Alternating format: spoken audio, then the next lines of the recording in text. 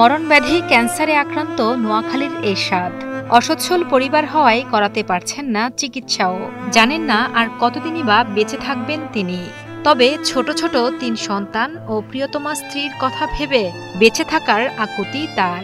এদিকে স্বামীর এই অবস্থায় মানসিকভাবে ভেঙে পড়েছেন এরশাদের স্ত্রী।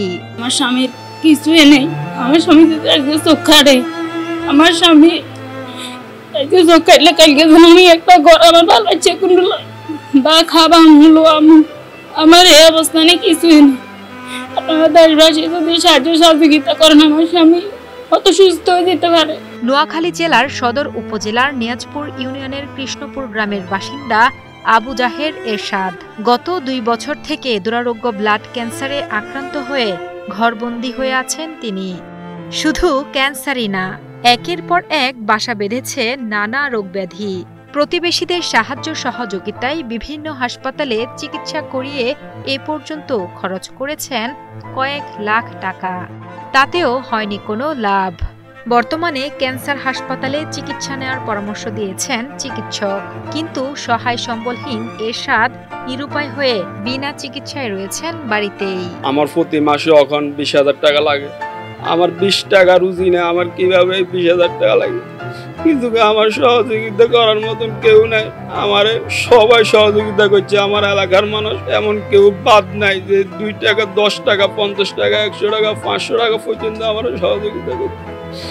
সবাই তো আর সবসময় সহযোগিতা করতে পারে না।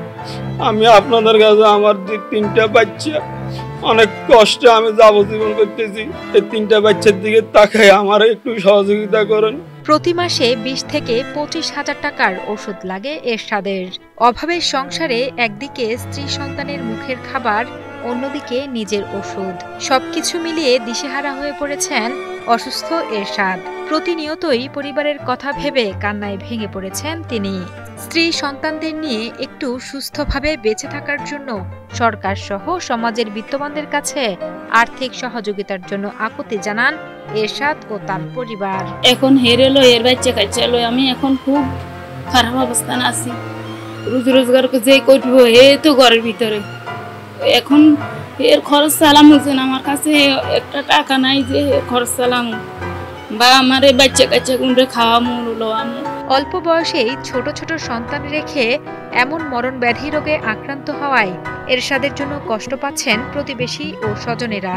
এরশাদ যেন স্ত্রী সন্তানদের নিয়ে সুস্থভাবে বেঁচে থাকতে পারে, সেজন্য সমাজের হৃদয়বান ব্যক্তি ও বিত্তবানদের এই অসুস্থ যুবকের পাশে এগিয়ে আসার জন্য আবেদন জানান তারা। এখন সবাই যদি ওনারা একটু সাহায্য করেন বা আল্লাহর রাস্তায় তাকে কিছু সহযোগিতা করেন, তাহলে সে একটু ওষুধ খাইতে তার বাল বাচ্চাগুলো বাঁচাতে পারবে।